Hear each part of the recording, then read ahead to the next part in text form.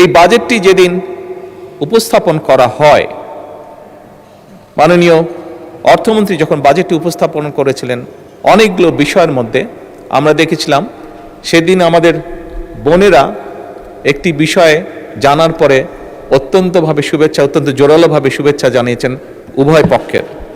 সেটা হচ্ছে যে নিত্য প্রয়োজনীয় যেসব জিনিস আছে, নিত্য প্রয়োজনীয় বলতে যা আমরা সাধারণত বুঝে থাকি, এরকম 61 পণ্যের উপর বলা যায় সম্পূর্ণভাবে আগে যা ট্যাক্স ছিল সেগুলো প্রত্যাহার করে নেওয়া হয়েছিল।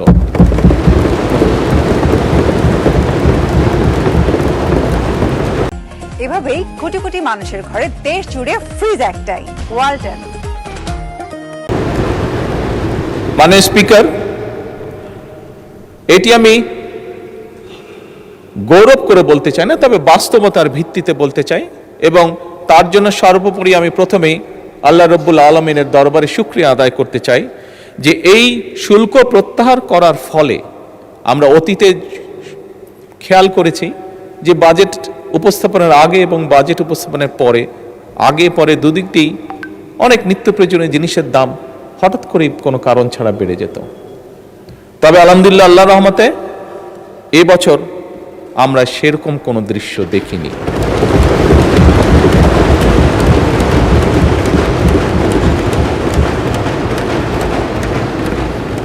মাননীয় স্পিকার,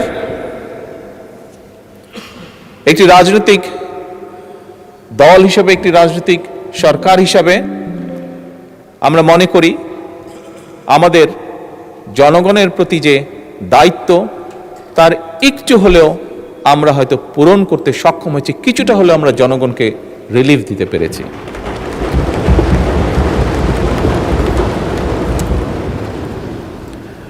মাননীয় স্পিকার, আমাদের সকলের জানা আছে, গতকালকে এখানে বিরোধী দলের চিফ হুইপ ওনার বক্তব্যে উনি উল্লেখ করেছিলেন যে কোন প্রেক্ষাপটে এই সংসদ, এই সরকার গঠিত হয়েছে। মাননীয় স্পিকার, আমরা সরকার পরিচালনার দায়িত্ব যখন গ্রহণ করেছিলাম, আমরা একটি ভঙ্গুর অর্থনীতি পেয়েছিলাম।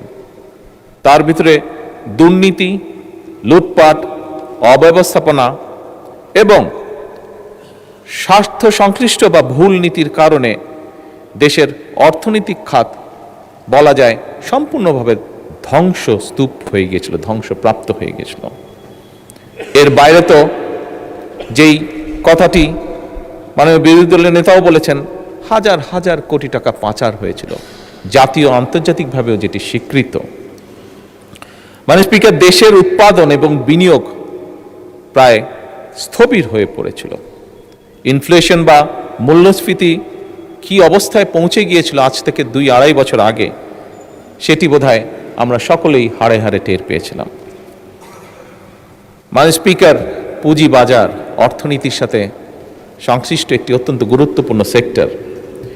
এই সেক্টরে এমন অবস্থা গিয়েছে, সর্বস্ব হারিয়ে মানুষ আত্মহত্যাও করেছিল, অথচ কোটি সংখ্যক মানুষ কিভাবে অসহায় মানুষের অর্থকে আত্মসাৎ করেছিল।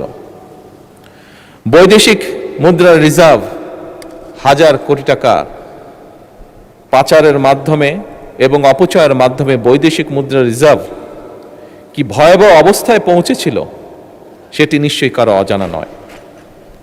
মাননীয় স্পিকার, টাকার যে এক্সচেঞ্জ বা হার হ্রাস, এটি 40% নেমে গিয়েছিল। এর বাইরে আমরা দেখেছি সেই সময়, যদি আমরা উল্লেখ করে থাকি, কম বেশি অনেকেই বলবেন, অনেকেরই ধারণা আছে, বেশ কিছু প্রজেক্ট যেটিকে বলা যায় ভ্যানিটি প্রজেক্ট, এই প্রজেক্টগুলো গ্রহণ করার মাধ্যমে অহেতুকভাবে দেশি বিদেশি ঋণ গ্রহণ করা হয়েছিল, যা এখন জাতির উপরে বোঝা হয়ে দাঁড়িয়েছে। এখান থেকে রেভিনিউ কালেক্ট হয় না, ফলে বাড়তি বাইরে থেকে টাকা দিয়ে এই বৈদেশিক ঋণগুলোকে শোধ করতে হচ্ছে, এবং শুধু অল্প সময় না, লম্বা একটি সময় ধরে আগামীতে হয়তো জাতিকে এই বোঝা টানতে হবে। মাননীয় স্পিকার, আমরা এই সংক্ষেপে যে সংকটের কথা আমি বললাম, এই সংকট আছে, আমরা সংকটকে অস্বীকার করতে চাই না, অস্বীকার করে আমরা সংকটকে অস্বীকার করে আমরা থাকতেও পারবো না।